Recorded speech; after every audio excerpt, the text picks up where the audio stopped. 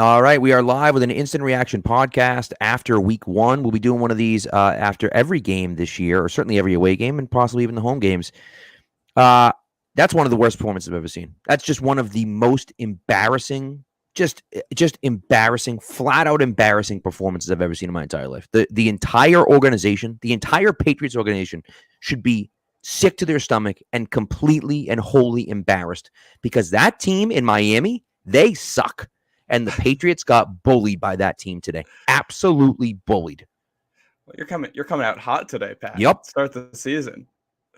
I don't know if I would go that far with it, but just this looks like the team we saw last year. A team that is about as good as the team on the other side of the ball with a complete inability to make big plays. So they're going to keep it close, and it's not going to be anything super crazy. It's just going to be entirely dependent on when the big plays happen. This game was decided on 4 or 5 plays, maybe even 3. Yep.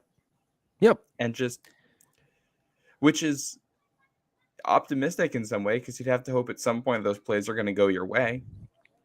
And you would think. But Patriots forced 2 fumbles that both directly went right out of bounds, right? So it's like they forced 3 fumbles. What was the third one? They had 2 that went out of bounds, and then one earlier on in the game on the sack. You're right. Yep, you're right. He got back, and that was the field goal Miami got. That's right. Yes, and they were able to recover it. That's right. Good point. Yeah. So they did. They forced 3 fumbles. Dropped 2 picks. Couldn't get them. Miles freaking Bryant. No. This game, and look, blame everyone else. Blame anyone you want. Do whatever you want. I know. As we're talking right now. I don't know which one you're reacting to. I'm reacting to the Steelers blocking the Bengals. Yeah, the Bengals scored a touchdown they blocked the extra point. Yeah, Minkah Fitzpatrick. Unbelievable. So Steelers were up 20-14, 20-7, I think, or something like that. Yeah. Oh, they were killing them. Yeah, and then the Bengals came back. They tied it with 1 second left, and then the Steelers blocked the extra point with a second left to go. That one's going OT, which that'll matter to us. OT. Pats are going to Pittsburgh next week. That's right. Sunday. So, but listen, my big thing is this, and Bill will say this anyways, blame Bill Belichick. And I will 100% blame Bill Belichick for this one because the fact that Jelani Tavai and listen, everyone knows I hate Jelani Tavai, okay? I'm sure he's a very nice guy. I hate him as a football player. Hate him. I don't understand why he's in the field. I don't get it. Penny Jennings showed you so much in the preseason and during training camp. He was fantastic. And then you take him out and put in July. I don't understand it. And then Miles Bryant, who had one good play today, one great play. He was, contorted his body, dove back and tipped the ball. From Devin McCourty for easy interception. Miles Bryant was terrible today. I don't understand. That should be Marcus Jones in that spot. He should be playing the slot, and he should be punt return. And I don't understand. This is, again, Bill Belichick is looking at it saying, you know what? I'm going to take the conservative route. I'm going to play these guys that I think are reliable, even if they're slow, even if they're not explosive, and we're going to try to win that way by not making mistakes. And guess what? It didn't freaking work today because they turned the ball over 3 times, and they weren't able to get any turnovers on defense. And so the fact is you need those explosive guys. You drafted them all. You need all those explosive guys. And you pull Cole Strange after one missed assignment? And then, by the way, when he's not on the field, then you have another missed assignment that ends up in a touchdown for Miami. It's just like, what are we doing?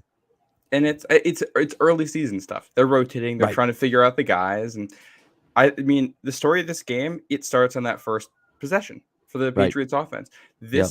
This is the 3rd straight game now the Patriots have had with a turnover ending the first possession. They had a pick 6 in Miami the last week of the season last year. Mac throws that deep pick on what we all thought was a touchdown in Buffalo in the playoff game. Yeah.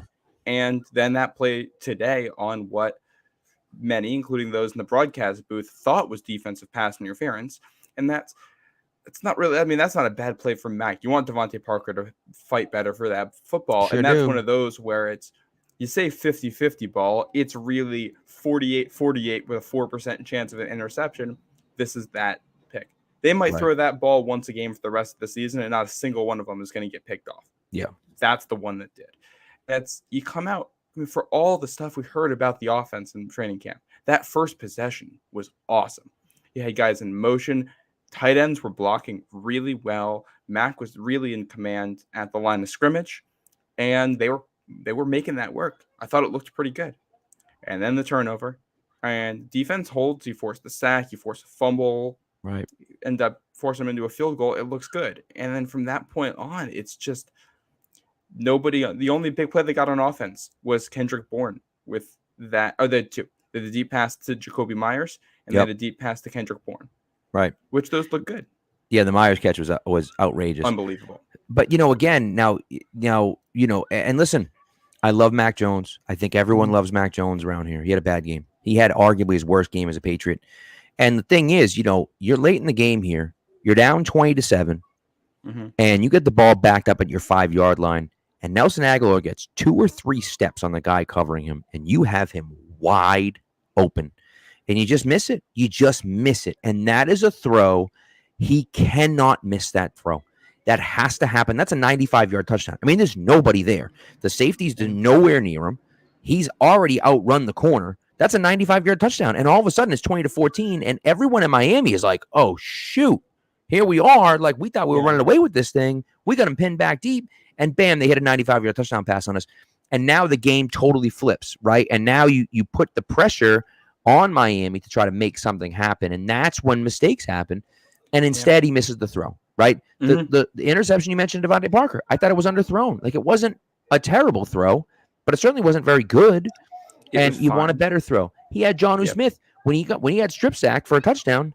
The play before that, he had Jonnu Smith one-on-one who had another step on his guy and he threw it out of bounds. And it was like, come on, man, you got to make those throws. And he's not making. And listen, it's one game, but he didn't make any of those throws this game, and that was extremely disappointing to see.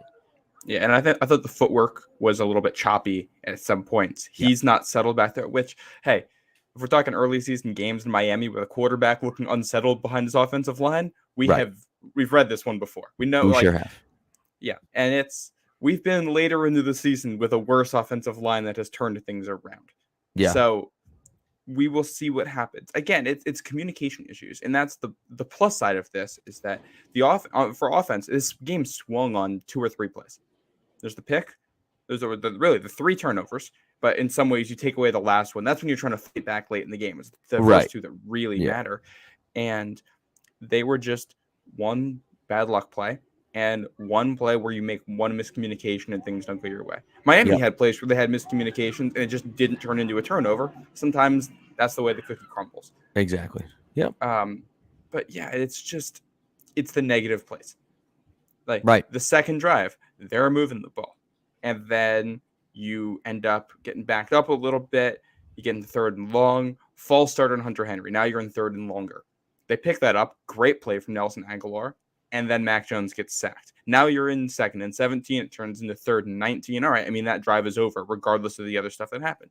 And it really felt like if they were in 2nd and 10, they were not going to end up with a first down. They needed to pick up those yards because they can't consistently get plays of 10 or 15.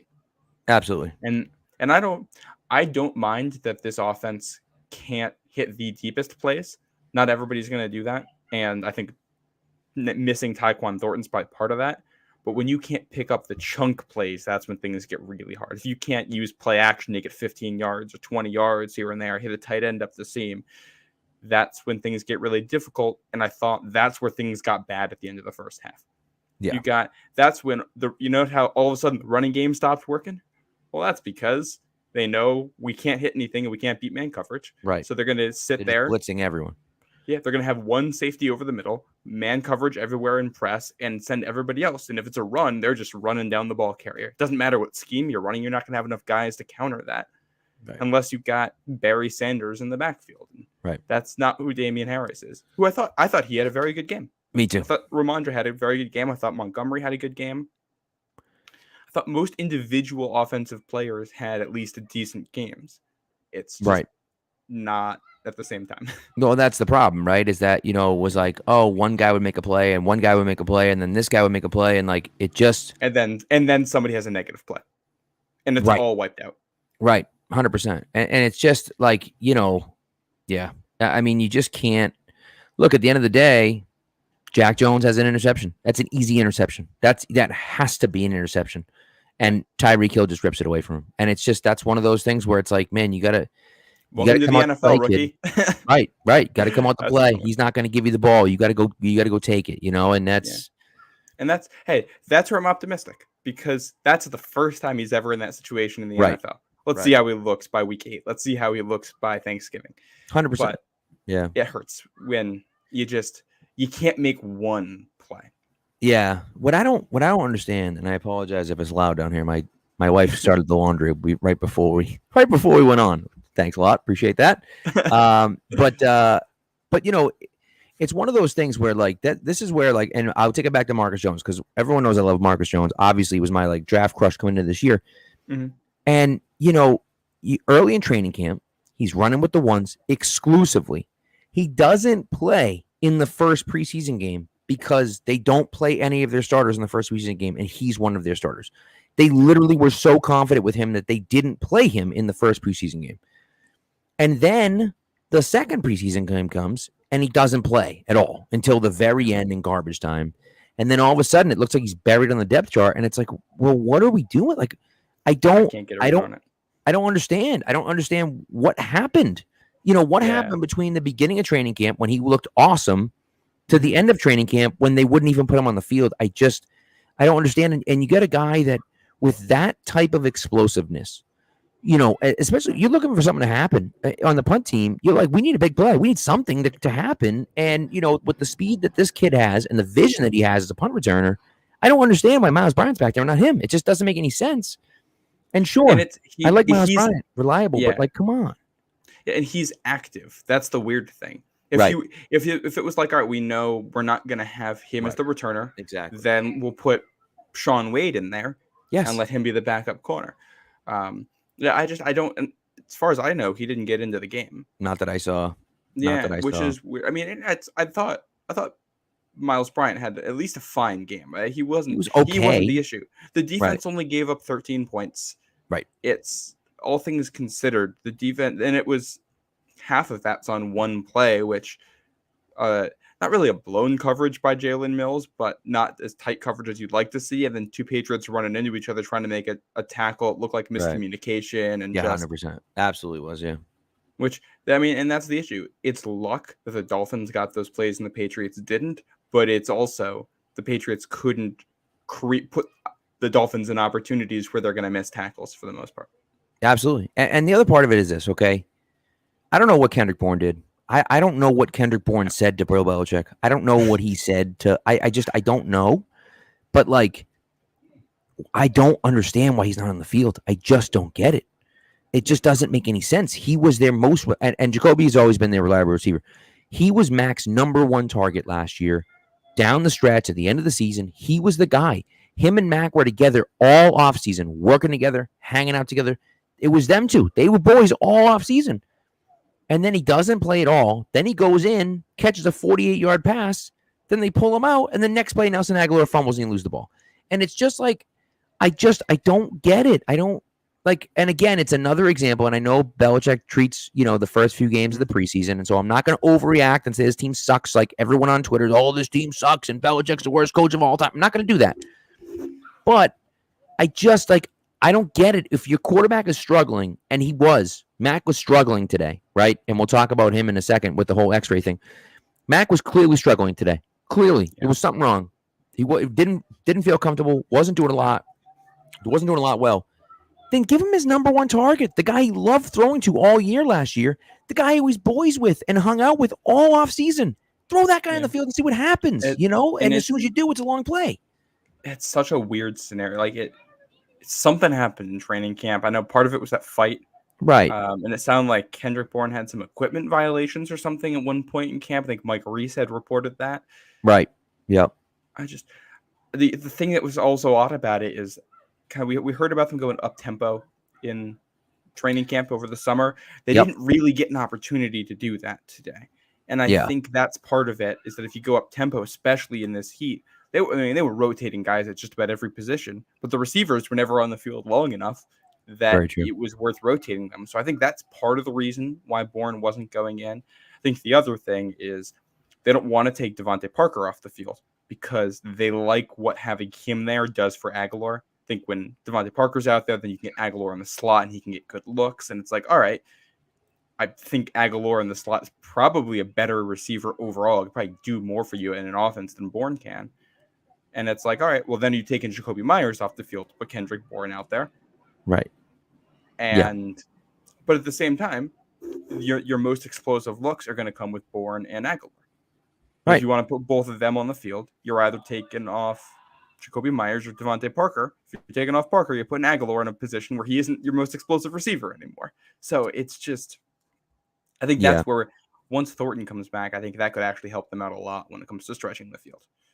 Even if it's just some. Yeah, it's true. Listen, I wonder what Devontae Parker is going to give them. I just because he was touted all year as the big play. He's going to go win those one-on-one battles. You throw it up 50-50, he's going to come down with it.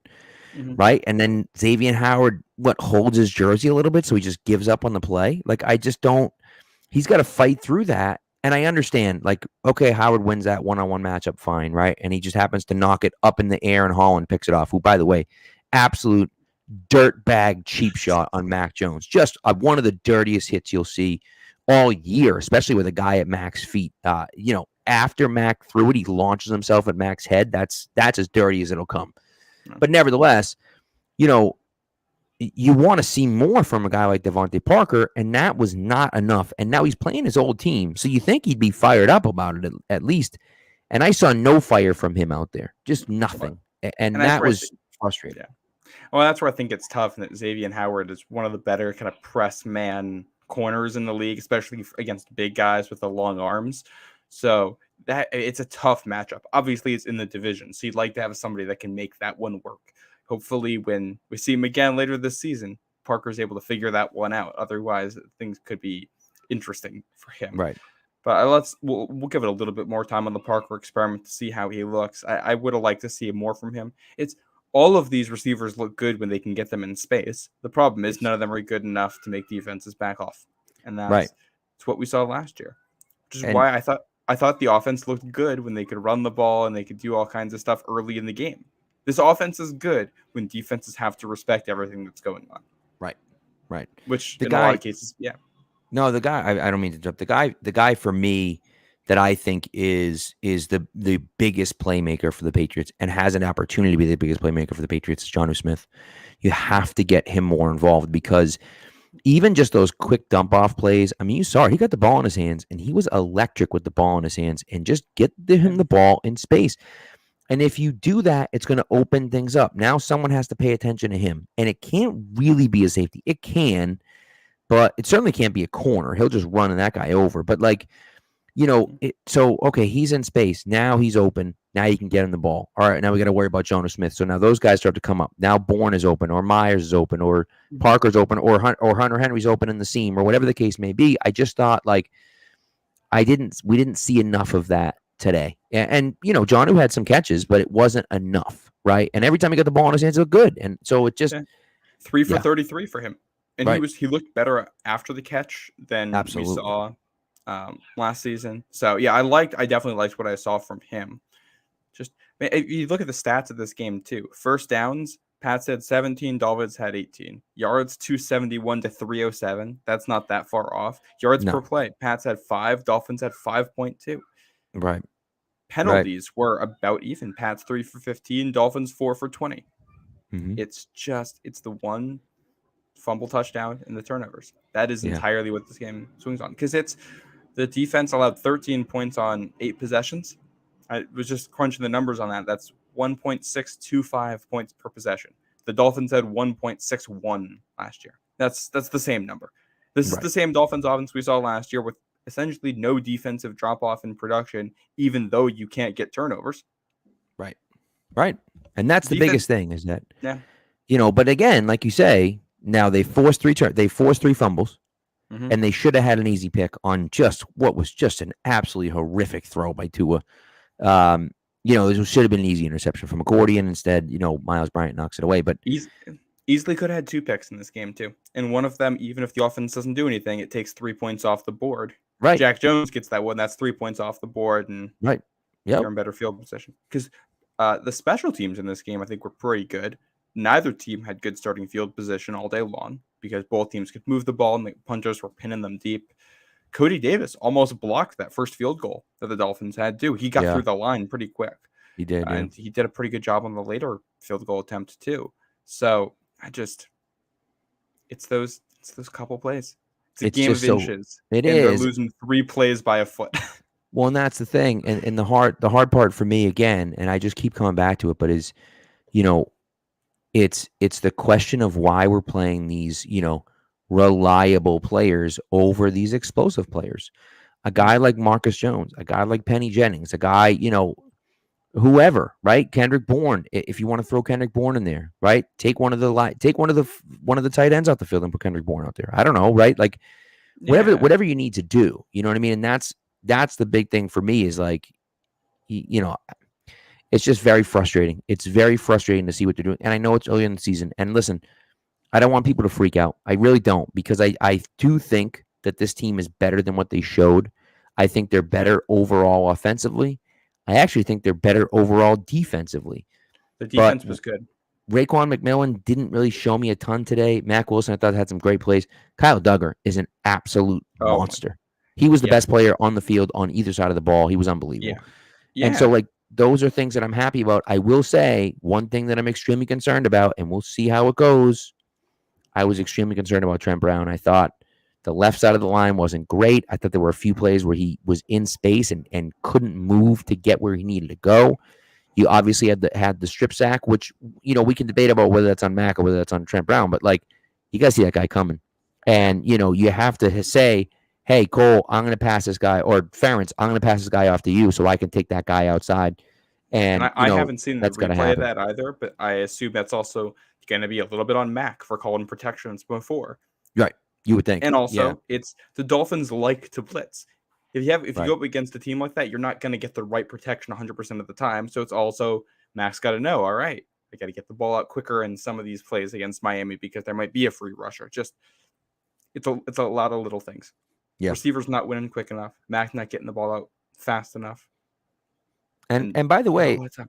I thought the play calling was just fine. I thought the play calling was Yeah, just fine, yeah. right? For as much And as they were harping on it on the broadcast too, oh god, nonstop.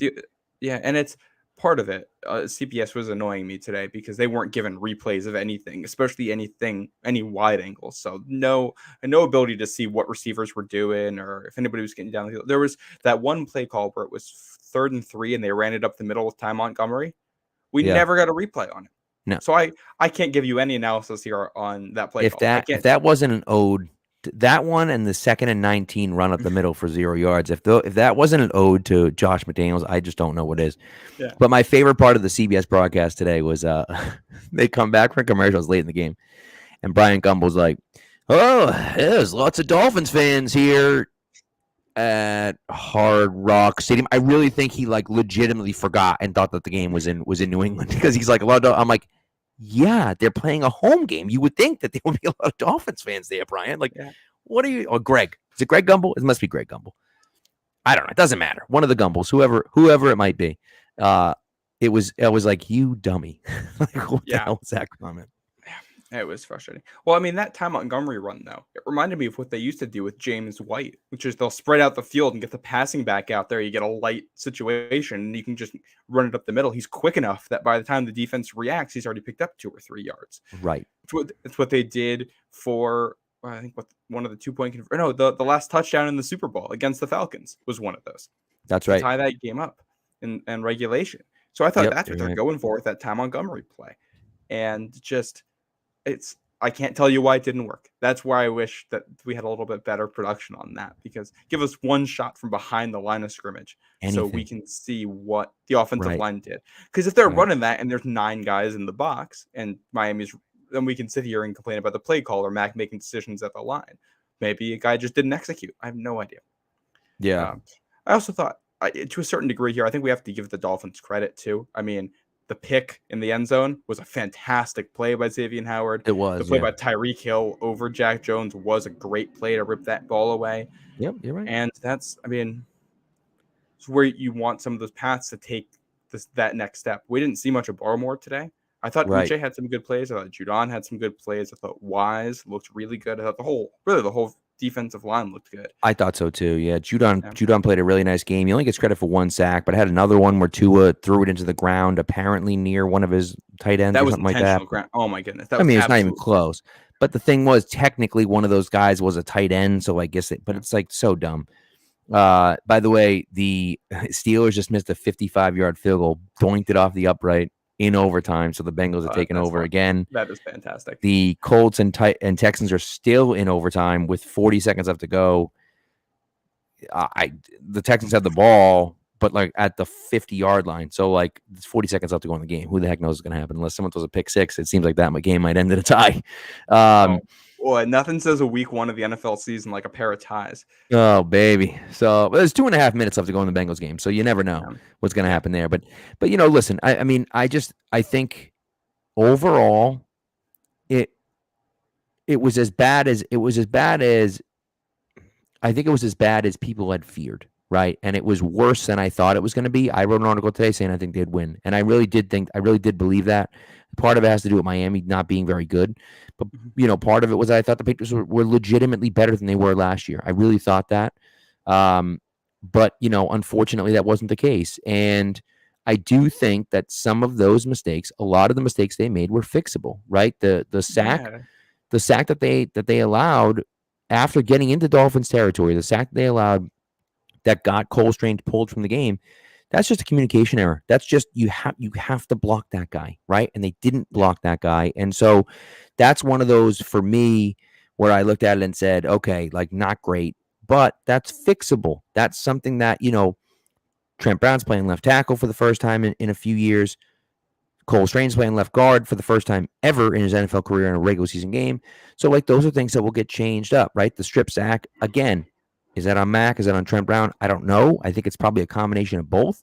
Both of them missed it, right? But they both missed it. You have to see that. You have to see that guy coming in late because I saw it. I'm sitting there watching the game at home and I saw it coming. So, like, you have to be able to see that. And that, again, it just comes with time. And, and so we'll see what happens ultimately, but I do think that this team is going to be okay.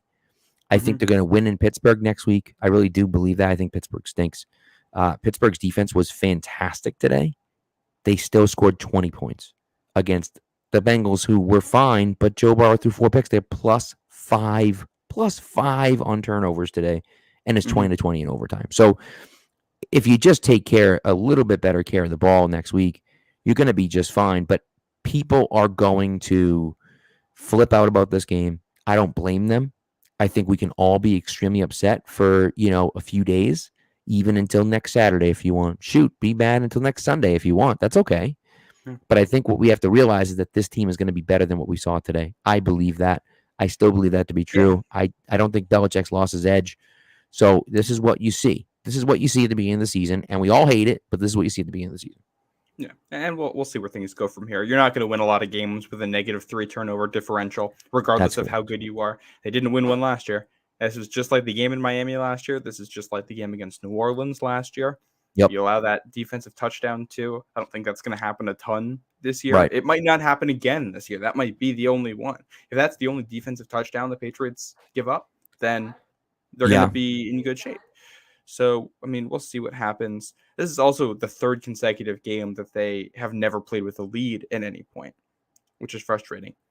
And this is a team that is clearly built to play with a lead. They want to run. They want to go play action. They want to let their pass rushers tee off on you and play their twists and stunts and really force things. And then they want to let their corners play back, get eyes on the quarterback for jump balls. That's what this team is built to do. And I mean, they stopped the run today. They stopped the run today. They did a decent job against the pass and for the most part tackled well underneath with a couple exceptions. They ran the ball well when there were light boxes, and the passing game never got going. Right. They did 3 out of 4 things well, but how your passing game does is the single most important thing in the NFL today. Absolutely. Absolutely. And if you can't get it going, and listen, whatever the reason is, it doesn't matter what the reason is, right? Is it the play calling? Is it Mac Jones? Is it the receivers? It's a combination of all of them probably, but you cannot let that happen. You can't let that happen. And if you're the Patriots, you have to figure that out. Because if you go into this offseason, if you go into this season and you can't figure it out, it's going to be a problem. Now, I do believe that 2 or 3 games into the season, you're going to see less of Jelani Tavai. You're going to see less of Miles Bryant. You're going to see less of those guys because I think what happens is that he does this every year. Let's get these guys working. Let's figure it out. Let's go from there and kind of see what happens. Now, the Mac Jones question right now is what's he getting an X-ray on? Yeah. He gets an X-ray right after the game. What is that about? He took some shots in this game. He did. And again, the most concerning thing was kind of his footwork. He had happy feet all day long. He really didn't seem to want to step into throws. He had a lot of really high balls out there and just soft passes. Which, I mean, I don't know if he's dealing with some kind of a foot issue. Well, we'll obviously see what it is. Speaking of injuries, for next week, Pat's playing against the Steelers. TJ Watt came out of the game today with an injury and was telling people, if you read the lips, he was saying, I tore my pec. Yep. Which, if that's the case, he's going to be out for quite a while. Oh, yeah. And that would certainly help the Patriots in that one. I think they can easily force turnovers off of Mitch Trubisky. You can't force a turnover in that game. Well, I mean, forget it, right?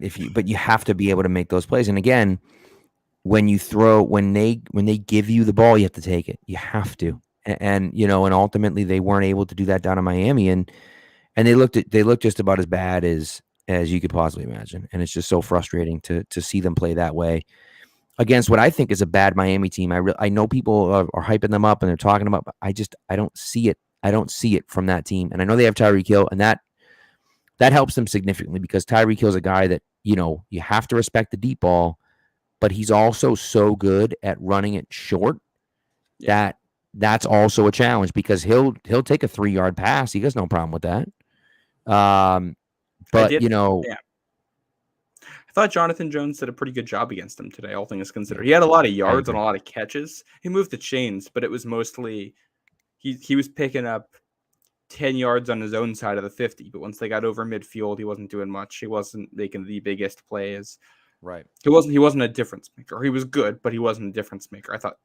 I was impressed by the secondary as a whole. I mean, we're talking about Miles Bryant and Jelani Tavai as kind of the oof guys on this defense, but even they weren't that bad. Miles Bryant only had one missed tackle and probably a completion to Jalen Waddle he wants back for a first down.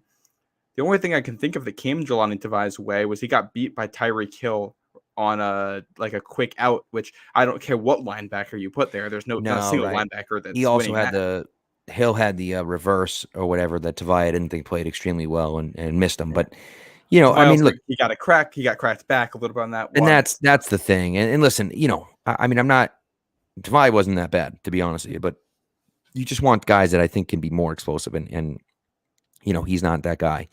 I thought Uche played okay, but didn't do great. I just think it's you want to see really the whole team play better than they did. But I do think again they're in position at times to make plays, and they just weren't making them. And listen, people keep talking about it. People going to keep saying it. And, Lazar has been a big guy about this, all offseason, but how they have they don't have any explosive playmakers right now. And the Patriots can't make explosive plays. And as much as we say that that's true, down 20-7, you got Nelson Aguilar for a 95-yard touchdown. If Mac makes that throw, I mean, that's going to be the most explosive play of the entire NFL in week 1. Right. And instead you missed the throw. And we saw him make that throw we saw him make a harder throw on that in the preseason. Right. Which is just, that's part of the frustration. And it's also, I mean, if you're only getting Mac made 4, maybe 5 deep throws today. Right. That's part of it. When you're only making that many of them, you miss 1. And that's the difference on everything. Yeah. Yeah. If you have an offense that can threaten down the field more. Dark Blue Gold saying he's lost some of the reliable gainers from our running backs. I think I disagree with that completely. I think the running backs had a really good day today. I think Harris ran extremely well. I thought Ramondre ran pretty well. They just weren't able to open anything up because they didn't care about the passing game afterwards. They were like, no. And he's talking about the little angle routes or whatever from probably, We saw that in the first 2 possessions. Damian Harris had a couple nice pickups on those, and it was just once and they went away from it. Once the Dolphins realized that we couldn't throw deep, they teed up on the blitzes and came short on everything, which means Mac doesn't have a ton of time to get that ball out, or in a lot of these situations, they got somebody staying in to. I mean, the running back's just staying in to help block. You have no other option there, and it's 3 receivers against 3 corners and a safety, and they're overloading you with a blitz.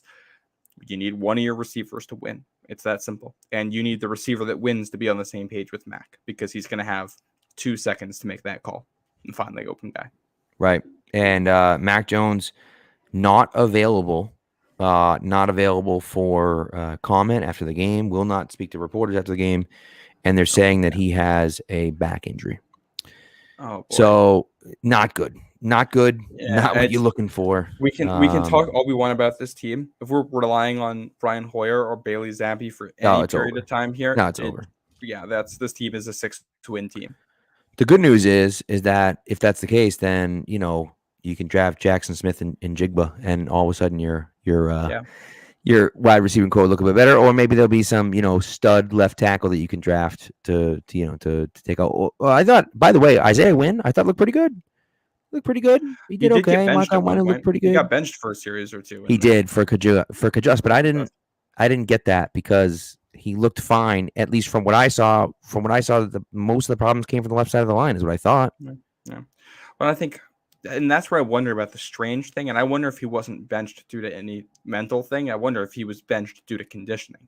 That's the other thing I wonder about here with that Heat.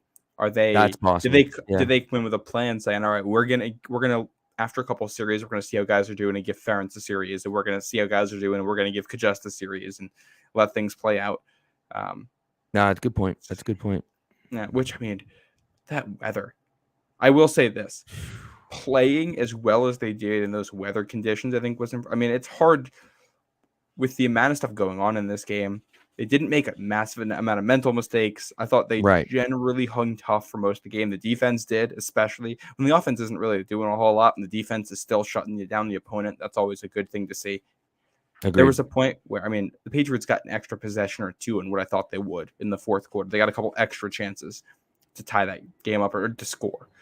And that was because of the defense hanging in there. So I thought their conditioning was very good. Yeah. Listen, this defense is going to be okay. This defense is going to be okay. I've been telling people this all offseason. I think that the secondary is arguably better than it was last year, and that's because of all the guys you have. Now, Adrian Phillips went out with an injury today. He didn't come back. No. Did he break a few ribs? Like that's a big loss. The Pepper signing looks big right now. Absolutely. And not only that, but Josh Bledsoe, coming in and playing as well as he did in the preseason. Of course, he was a healthy scratch today, but that may not be the case. If, Adrian Phillips is out for a few weeks, he might be the guy that steps in and plays. I thought Peppers played well today, right? So, when his number was called. So, there's still a lot that remains to be seen. It's incredibly frustrating to see them go down there and play as bad as they did. And really, it was the offense. The defense allowed 13 points. And if you allow 13 points offensively, by the way, in one of those 3 of those 13 points were off of an interception, a quick change interception where they didn't get great field position, but they got okay. They were at the 35-yard line or so. Yeah. And so you get that quick change like that. And of course, the momentum is all on the offensive side. And when you have a few kind of bad luck plays that go your way, or go against your way, I should say. So we'll see what happens. I just think, again, I'm going to preach. I know that the title of it is that the Patriots got embarrassed down in Miami, and they did. They did get embarrassed down in Miami, but don't hit the panic button just yet. This isn't a 6-win team. This isn't a 4-win team. This is still a 9 to 10 win team. It is. It is. And I know people don't want to believe that. And they say, oh, the offense stinks. Blah, blah, blah. I think there's too much talent on both sides of the ball to have it not be an at least 9-win team. Yeah. And let's see how they look next week. Obviously, This is all conditional on Mac being able to play. Of course. Right. Of course.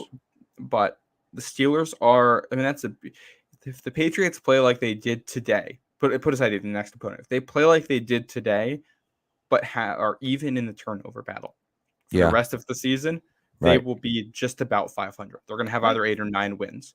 Yep. And I think it would be crazy to think that they don't find some ways to play a little bit better in that span. Obviously, opponents will play a little bit better too in those game plan stuff. Right. But like you said, this should be a 9-win team. I'm equally parts embarrassed and optimistic about this Yeah. loss. Right. Just You simply you, because you play at so some well point. for 85% of the game, and the other Right. 10-15% is so bad that you don't have a shot. Exactly. Exactly. By the way, the Steelers just won with an overtime field goal, Wow. a 53-yard field goal from Chris Boswell. I'm gonna go ahead and assume we have a tie. We do have a tie. We Woo. do. We do have a tie. Week 1 tie, Colts Texans. The Browns and Saints both won on the Browns is the last second field goal. The Saints was a ninth with 19 seconds left. The Falcons once again blew what I believe. I think it was 20. Was it 23 to? I think it was 23 to 10. They blew a 20. No, I'm sorry. I recant that. It was 23 to 10. It was a 23 to 10 lead that they blew. Yeah. Which I'll say this, from what I saw of that game, I thought Marcus Mariota looked pretty good for the Yeah, Falcons. he looked okay. If you're the Falcons and you lose every game like that for the rest of the season, I think you got to feel pretty good about the team you have going into the next year, given where they are. I agree. Without Calvin Ridley, without your best receiver, and maybe you have maybe you draft a quarterback next year. So, but I see Lions almost pulled a comeback against the Eagles. Yep. Trey Lance looks like from the stat line, he really struggled today. The Bears beat the 49. Obviously, that was a mud fest out there. Yeah, the pouring rain in Chicago. So we'll see how much that actually means. I mean, that game was 7-0 at the half. 7-0 at the half and then they got outscored 19-3 in the second half. So it was matter of fact, it was outscored 19-0. So yeah. It's what a weird week 1. It's always a weird week 1. And that's the like big picture. If you look at past week 1 results, there was always something weird that happens. Or a result that makes you go, wait. Like you look back and you're like, that happened? Yeah. The Bills lost at home to the Steelers week 1 last year. Josh Allen did not look good week 1 last year. No, he did not. Bad. And the Cardinals absolutely boat raced the Titans. It's true. In Tennessee. It's true. And there was the Saints-Packers game too, that weird game they had to play in Jacksonville. That's right. One of those Mahomes got like negative. Rodgers got like negative a million points. A little fun tidbit for you here. The Chiefs just scored to make it 14-0 against the Cardinals. And Justin Reed kicked the extra point for the Chiefs, hit it as well. Harrison Butker's out with an injury. Harrison Butker, some point between his first made extra point and now out with an injury. So Justin Reed, the safety for the Chiefs, in there as kicker. That's wow. I mean, so we know Bill Belichick's going to go out and get him at some point, then, right? The safety they can get. He's been waiting on this ever since Nate Ebner. That kick that they drew up against the Eagles. They've been, he's been dying to bring that out again, but have it work. Yeah. Oh my God. Oh, by the way, my dad just texted me with the game about the Bengals game. Mm-hmm. The Bengals punted with 14 seconds left on the play clock and then lose with a 53-yard field goal with no time left on the clock. Like, the game is over. Why you have to drain the clock all the way down. What are you doing? I felt this way kind of last year. In some ways, the Bengals winning as much as they did with Zach Taylor as the head coach was bad. Really bad, because now you can't fire him for a little bit. It's like Mike McCarthy or it's Mike McCarthy twice now in Dallas. Barry Switzer, right? It was Barry Switzer. Yeah, you play so who well. Was it Switzer that took over for Jimmy Johnson? And just wasn't good. That's before I was born, I'm pretty sure. Oh, okay. Well, fine. So in the 90s, Barry Switzer took over for Jimmy Johnson. Was not good, but that team was a wagon, so they won the Super Bowl anyways, and then they just petered off because he was actually a terrible coach. Yeah, I'll give there's a college basketball example. Jim Calhoun at UConn. He retired, and the next year under Kevin Ollie, the Huskies won the national championship, and then 2 years later, 3 years later, he gets fired, and there's a lawsuit and stuff. And yeah. Turns out he actually was a bad quarterback. Was a bad coach, right. Side note, I'll say I thought Mike McDaniel for the Dolphins did a decent job today. Yeah. The Dolphins offense wasn't like a wow anything, but it wasn't. It looked cohesive. Right. And thought the Patriots offense looked cohesive for 2 drives. Right. Yeah, and one of them ended in a touchdown, and one of them ended in an interception, right? And so it's like, you need more consistency. So we'll see. Anyways, we've been talking around and around about the same thing. So we're gonna end it here, but we'll be back midweek. We're having Megan Ottolini on, so that'll be fun. Midweek, I think Thursday night that'll be. Mhm. But listen, have faith. Don't lose faith just yet. Don't lose faith just yet. It's early. It was bad. It was really bad. Okay, but don't lose faith. They're gonna be okay. They're gonna have like 9. They're gonna still finish 8, 9 wins, assuming that Mac Jones is healthy.